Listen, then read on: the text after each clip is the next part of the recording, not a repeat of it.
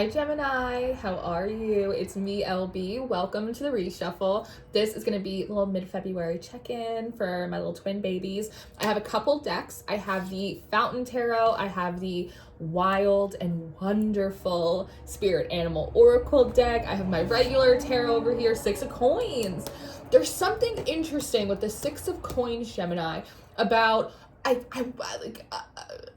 inheritance, a deposit, some kind of abundance that's coming in. But it almost reminds me of people who have like trust funds and they don't release until like they're 35. But for you, it's almost like the cosmic bank account doesn't like open until you put like the right title on the right idea. There's a lot about titles, about storytelling that's coming in for you.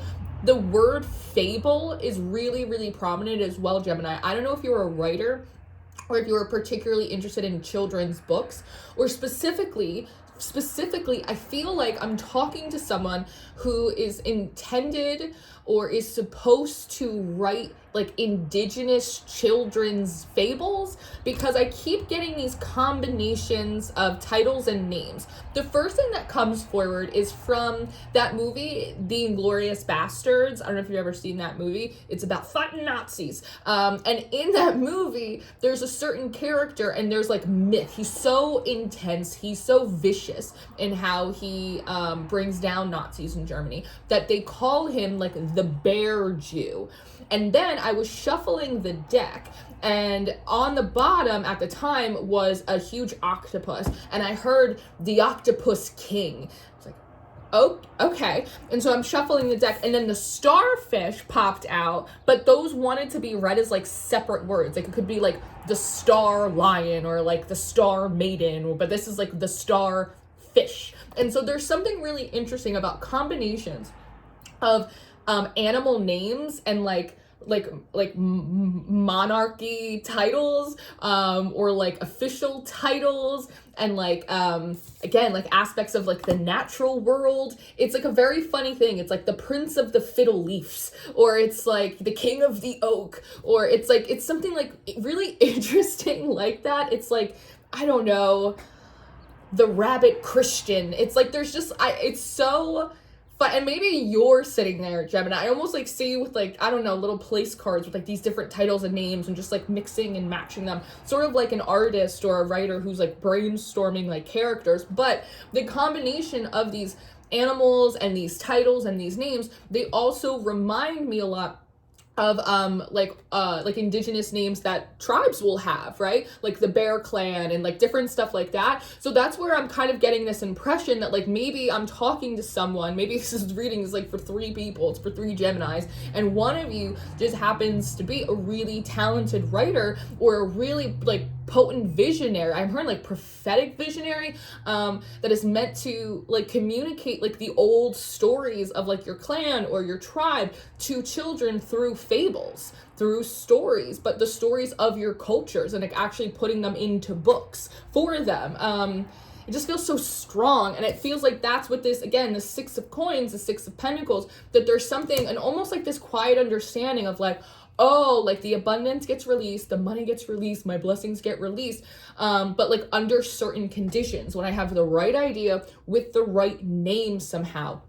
And I'm also being brought to a book that I'm reading right now, where like the author takes like a pen name, and it's like somewhat controversial or whatever, but she takes a pen name, which a lot of people do. I have a pen name when I write my poetry and like all of that stuff. And so there also might be something here about like a pen name that is significant. I also see the Two of Swords and the idea of like with the Page of Pentacles, the Seven of Coins. I feel like you keep getting messages of like you're so close, or you're farther than you think, or it's like it's just one small adjustment, and you're like rolling your eyes and going, that's annoying, and so you like restart over. But I feel like that's true. I feel like there is like a slight adjustment in, I don't know, your artistry or the platform, this came through for someone else's reading, but there's just like a slight pivot, like literally like a changing of your pen name, or changing a name of a character, or like something like that, like about titles. Because I'm just looking at this Two of Swords and how,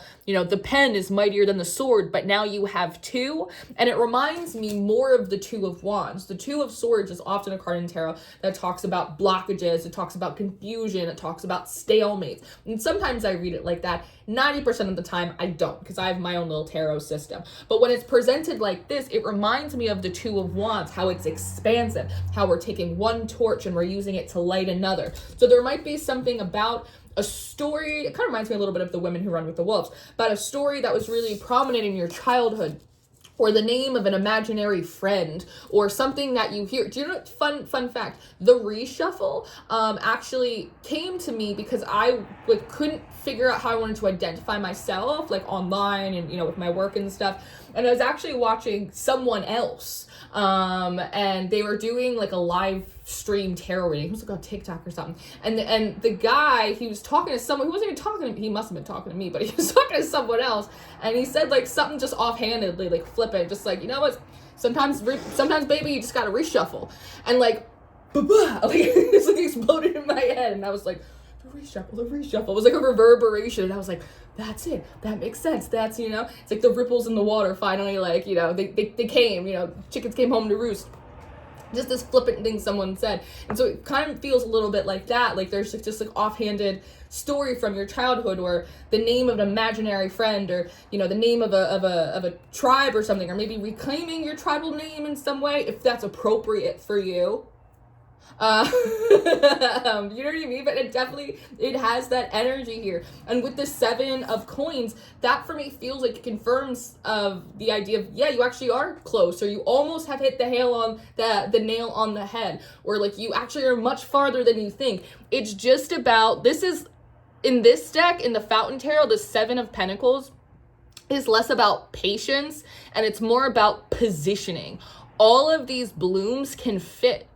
He doesn't even need to wait. He's not even seemingly waiting for more to like pop up, just how I interpret like him visually. It's more about like, how do I arrange these things? And so that's the idea of taking one pen and using it to ignite another, using one torch. And with the Page of Coins, there's something again about, wow, just for some reason, just the orb around it. See how it's like protected. It's like it's been protected, almost like you were a child and you got an idea of what you were supposed to do, and the abundance, and I almost want to say like the ease and the flow. There's something about friction, much less friction with this thing moving forward. It's been like protected again in like this little bubble since like you were a kid. But again, it's the idea of like mixing and matching. You've tried it to express it this way, or you've tried to express yourself that way, and it's never quite the right fucking Alice, and it really is annoying. Like I think sometimes you may have moments where you like undertook like the villain arc because you're like, no answer is the right answer, and the universe is fucking with me. It's a little bit of that. It has a little bit of that to it, but I don't think so. It's like out of the mouths of babes. Like the babies had it right. You, as the baby, like you had it right. You knew what you were supposed to do. Life just gets in the way, right? It happens. But there's definitely a feeling of you getting very close, dangerously close, and not for nothing, Gemini. But as you get closer to that nail on the head, as you get closer to like the right title and like the right animal, or just like the right combination of things, don't be surprised if you see an uptick in bullshit, because with new levels come new devils. And I've never met a spiritually inclined person who was on the precipice of really like stepping into their purpose. And it's not even, I take that back, because you've already stepped into it, but it's more about like when you enter the right positioning, that all of a sudden the slipstream. And something worth noting is that athletes, dancers, anyone who does anything physical, they oftentimes train much harder and faster and scarier than they actually play. So that way, when they actually get in the game, when they actually get on the stage, it's just much more fluid and it's much easier because they train so hard. So I want you to put that in your hat and kind of chew on that a little bit. But the closer you get to this right, like, And it's like a weaving. It reminds me of like these little yarn bracelets we used to weave at summer camp when I was just a girl. But it's like once it all kind of weaves together, I feel like you're gonna see an uptick in like maybe a little spiritual warfare, couple nightmares, couple extra jealous people throwing a little malocchio your way, whatever. So when you start, my mouth is watering. When you start like, oh yeah, this is it. Okay, I'm onto it. This is the title. This is the thing. Okay, it's like I feel you like almost like I don't know, like horses or like sleigh dogs or something. It's almost like I see you like getting the reins, and there's something about like the positioning of the body like slightly off to the side. I don't know what that's about, but it's like I'm pulling it in. I almost see as well like almost like with this Two of Swords, you like pulling a boat into shore.